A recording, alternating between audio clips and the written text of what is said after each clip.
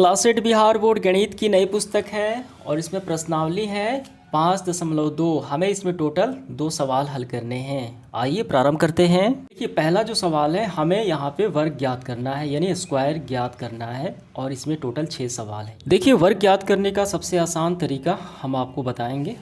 यहाँ पे 32 का वर्ग ज्ञात करना। वर्ग का क्या मतलब है? स्क्वायर, ठीक है, यानी यही चीज़ 2 बार। ठीक, तो सबसे पहले आपको करना है इस 2 का स्क्वायर कर लेना है। 2 का स्क्वायर कितना होता है? 4। ठीक, अभी आपस में गुणा कर देना है। 3 दूनी 6 और फिर इससे गुणा कर देना है। 6 दूनी 12, 12 के 2, रिमाइंडर 1 यानी हासिल 1 बचा। और 3 का स्क्वायर कितने हो गए? 9 और एक हासिल 10, तो ये आ गया 1024। काफ़ी सरल है, तो ये हमारा आंसर ये हो गया। ठीक, अब इसके बाद देखिए 32 का स्क्वायर, स्क्वायर मतलब 2 बार। तो 5 का स्क्वायर कितना होता है? सबसे पहले 5 का स्क्वायर होता है 25, 25 के 5, हासिल रिमाइंडर 2 बचा। अब इसको आपस में गुणा कर देते हैं। 25 15, 15 दूनी 30 और हासिल बचा हमारा 2। कितने हो गए? 32, 32 के 2, फिर हासिल 3, तितरी का 9, इसका स्क्वायर तितरी का 9 और 9 में 3 हम जोड़ देंगे, कितना आ जाएगा? 12। तो आ गया 1225 स्क्वायर। समझ में आ गया? तो 35 का स्क्वायर आसानी से निकल गया। अब इसके बाद देखिए तीसरा सवाल, 86 का स्क्वायर ज्ञात करना है। ठीक, तो स्क्वायर करेंगे। ठीक, सबसे पहले इकाई का स्क्वायर, 6 का स्क्वायर कितना होता है? 36, 36 के 6, हासिल 3 आपका हो गया। अब इसको गुणा कर लेते हैं आपस में। 8 छक 48, 48 दूनी कितने होंगे?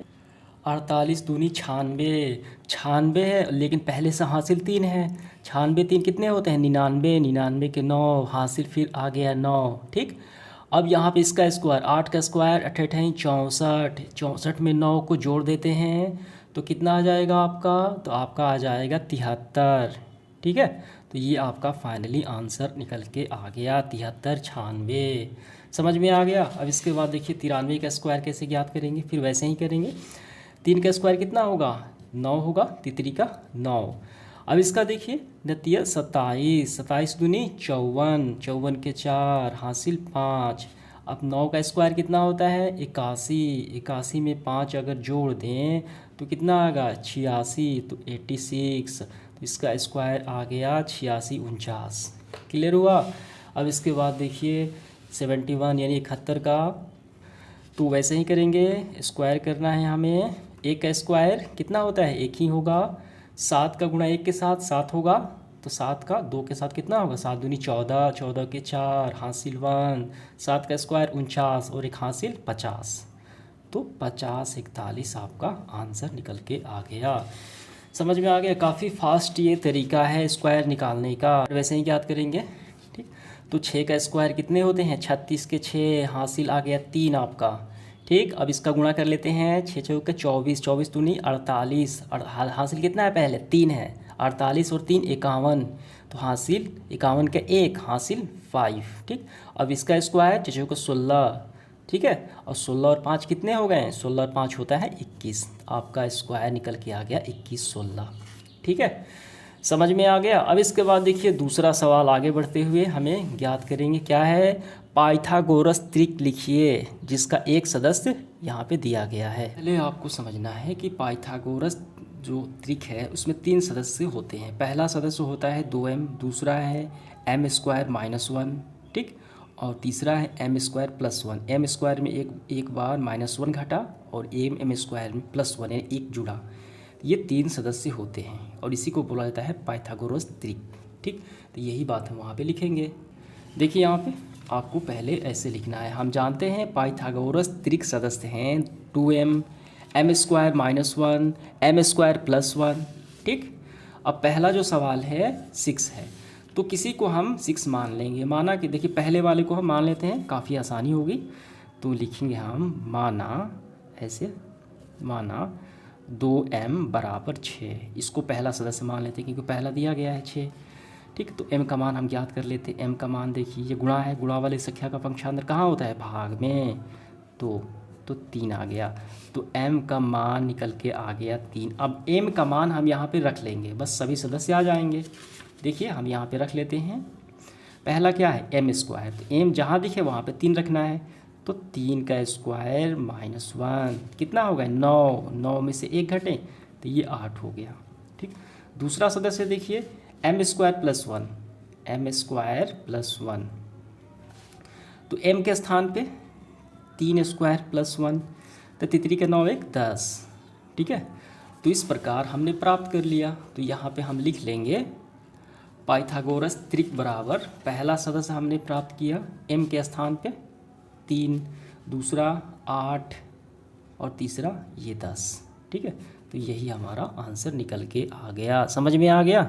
देखिए m यहाँ पे m का जो मान है 3, हम यहाँ पर भी हम लोग रखेंगे तो m कितना हो जाएगा 3 दूनी 6 हो जाएगा, तो ये हो जाएगा 6, तो यहाँ पे ये हो गया 6, क्योंकि यहाँ पे 2m है। m के स्थान पे देखिए m का वैल्यू निकला, तो m के स्थान पे हमने यहाँ पे रखा 3, 3 दूनी 6, तो पाइथागोरस त्रिक जो सदस्य निकल के आए 6, 8 और 10।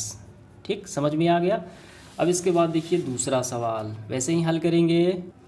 देखिए वैसे ही लिखेंगे पाइथागोरस त्रिक 2m m² - 1 m² + 1। ठीक, तो पहले इसको मान लेते हैं 2m = 14, माना 2m, पहले को मान लेते हैं 14, तो m का मान हमारा निकल के आ गया 14/2 यानी 7। अब इस 7 का मान इस सब जहाँ m दिखाई दे उसमें रख लेना है। ठीक है, तो हम यहाँ लिखेंगे पाइथागोरस त्रिक कितने निकल के आ गए हैं। देखिए यहाँ पे 7 रखेंगे, 7 दूनी 14, यहाँ पे रखेंगे देखिए 7 7 49 में से 1 गया कितना होगा 48, 48, यहाँ पे 7 7 49 और 1 50, आपको मान रख लेने हैं। तो ये हमारा निकल के आ गया 14, 48 और 50। क्लियर हुआ। अब इसके बाद तीसरा वैसे ही करेंगे, पाइथागोरस त्रिक आपको लिखना है वही बात हम जानते हैं। पाइथागोरस त्रिक बराबर सदस्य हैं 2m m² - 1 m² + 1, आपको यहाँ पे लिख लेने हैं। ठीक, तो इसको हम लोग मान लेंगे 16, माना 2m = 16। ठीक है, तो m का वैल्यू कितना आ गया 8 दूनी 16, 16/2 यानी 8।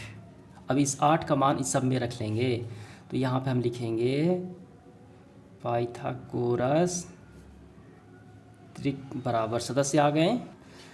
देखिए यहाँ पे 8 रखेंगे कितने होंगे 16, यहाँ पे 8 रखेंगे 8 8 64, 64 में से 1 गए 63, यहाँ पे 8 8 64, 64 1 65, तो 16 63 65 आपका आंसर निकल के आ गया।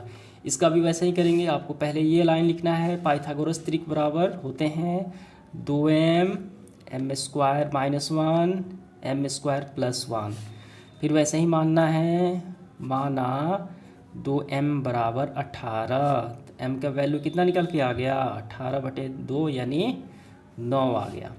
अब देखिए अब सदस्य आ गया पाइथागोरस त्रिक हमारा निकल के आ गया। 9 के स्थान पे देखिए यहाँ पे रखेंगे 9 दूनी 18, अब यहाँ पे रखेंगे 9 दूनी 81 और 1 81 में से 1 घटे तो 80, यहाँ पे 99 81 और 1 कितने 82, तो ये हमारा आंसर निकल के आ गया।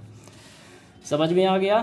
तो इस तरीके से हमारा सेशन समाप्त हुआ। उम्मीद करता हूँ सभी सवाल आपको काफ़ी अच्छे से समझ में आ गए होंगे। धन्यवाद।